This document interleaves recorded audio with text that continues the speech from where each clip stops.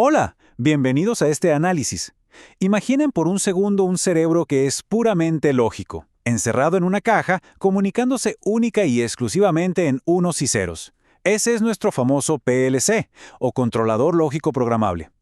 Pero, y aquí está el gran desafío, ese cerebro digital tiene la inmensa tarea de gobernar un mundo físico y analógico, un entorno caótico lleno de fluidos en movimiento, cambios de temperatura, variaciones de presión y maquinaria pesada. Entonces, ¿cómo logra una máquina que solo habla en digital, sentir, procesar y reaccionar a todos esos matices impredecibles del mundo real? Bueno, de eso exactamente vamos a hablar hoy. Para desmenuzar este proceso, vamos a seguir una ruta muy clara. Primero, veremos los módulos de señales y entradas. Luego, pasaremos a las opciones de salidas.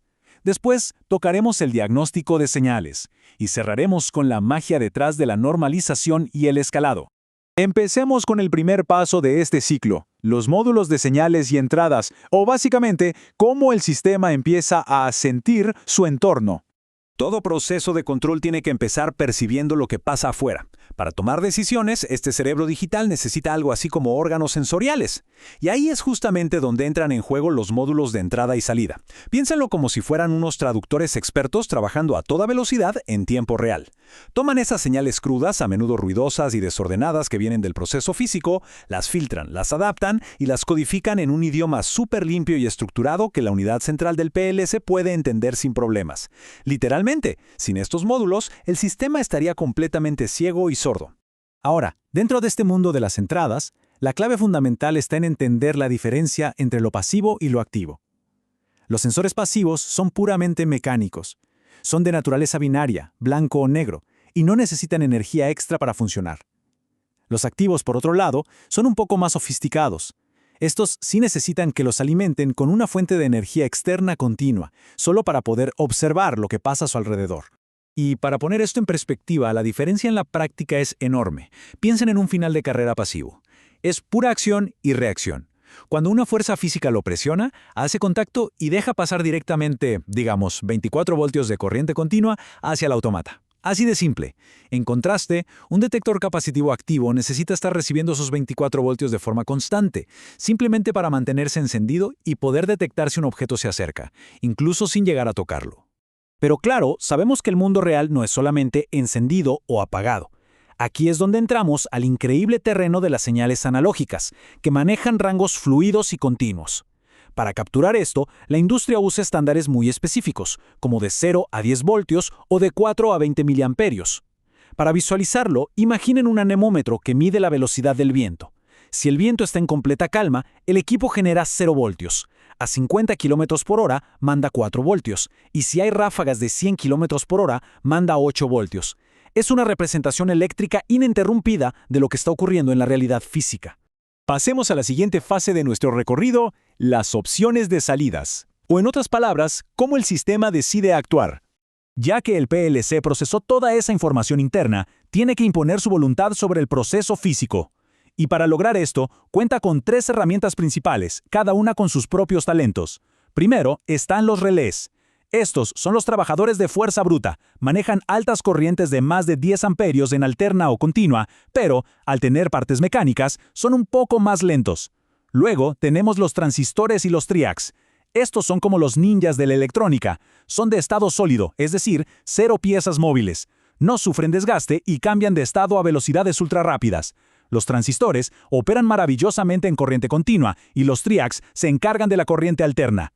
Y este contraste se vuelve súper evidente cuando miramos la parte eléctrica. Por un lado, tenemos la acción mecánica de los relés con sus contactos internos abriéndose y cerrándose físicamente para separar tensiones, y por el otro tenemos el cableado de estado sólido de los transistores. Es precisión electrónica total, capaz de encender y apagar señales miles de veces por segundo en total y absoluto silencio.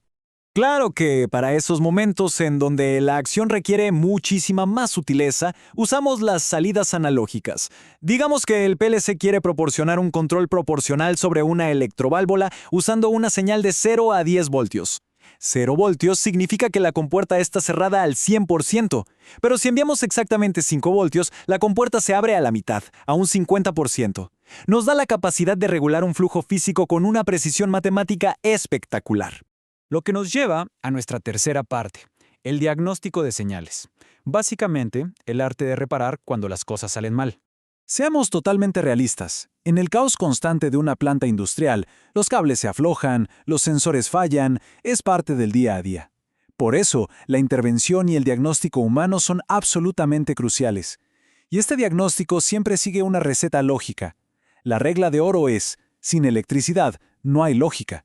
Así que el primer paso es revisar los LEDs de estado de la fuente de alimentación. Luego, procedemos a verificar el hardware forzando señales y observando si los LEDs reaccionan. Para las mediciones analógicas más precisas, sacamos nuestro multímetro, teniendo muchísimo cuidado de medir el voltaje en paralelo y la intensidad de corriente en serie.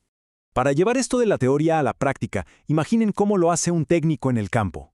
Si se necesita probar un módulo de entrada analógica de 0 a 10 voltios, conectamos las puntas del multímetro estrictamente en paralelo con los conectores de entrada. La lectura que obtenemos en ese aparato nos está confirmando la tensión exacta que el autómata está sintiendo en ese mismísimo instante.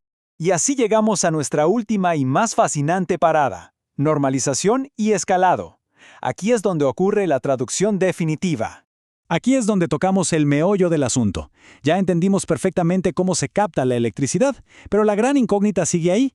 ¿Cómo hace un sistema digital puro, que solo entiende de ceros y unos, para comprender una señal analógica exacta de, digamos, 3.65 voltios? ¿Cómo traduce ese flujo de energía en un número útil que pueda procesar matemáticamente?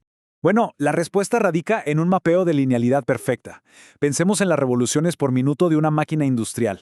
El sensor lee un rango físico que va desde 500 hasta 1500 revoluciones por minuto y proyecta esa velocidad en un rango eléctrico de 0 a 10 voltios. Lo que es realmente fascinante de esto es que, si la máquina está girando a exactamente 865 revoluciones, esta escala alinea ese giro físico milimétricamente con un voltaje de 3.65 voltios.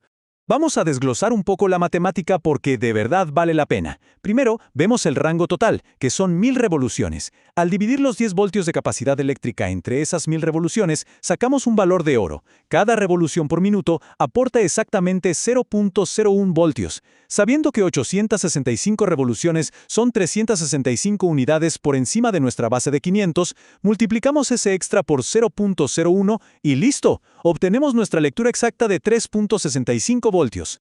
Pero ojo, que el hardware aquí solo hizo la mitad del trabajo. Esos 3.65 voltios ingresan al conversor analógico a digital del módulo. Este componente toma ese voltaje continuo y lo digitaliza a toda velocidad, transformándolo en cadenas de unos y ceros. Acto seguido, deposita ese valor en su memoria interna adaptado a una escala numérica normalizada. Es decir, le asigna un valor interno, digamos dentro de un rango de 0 a 1000. Y es así como finalmente esa electricidad viva se convierte en datos puros. A nivel de software, los programadores consolidan todo esto usando pura álgebra. Usan variaciones de esta fórmula lineal, que en el fondo es la clásica ecuación de una recta, para calibrar la lectura digital de forma milimétrica. Ajustando correctamente la ganancia y la compensación de la señal, se garantizan de que el software traduzca sin un solo error la realidad física exterior, sin importar para nada qué marca o modelo de PLC se esté usando. En fin, estamos ante un ciclo continuo que es simplemente asombroso. Sentir el entorno, traducir, pensar lógicamente, actuar y diagnosticar. Con procesadores cada vez más robustos capaces de tomar señales físicas completamente caóticas y escalarlas a lógicas binarias perfectas a velocidades de infarto, vale la pena reflexionar un segundo. Frente a esta capacidad descomunal de digitalizar la realidad, ¿cuáles son las fronteras reales que le quedan a la automatización en el futuro? Es una pregunta provocativa y excelente para llevarnos tras este análisis. Muchas gracias por acompañarnos y hasta la próxima.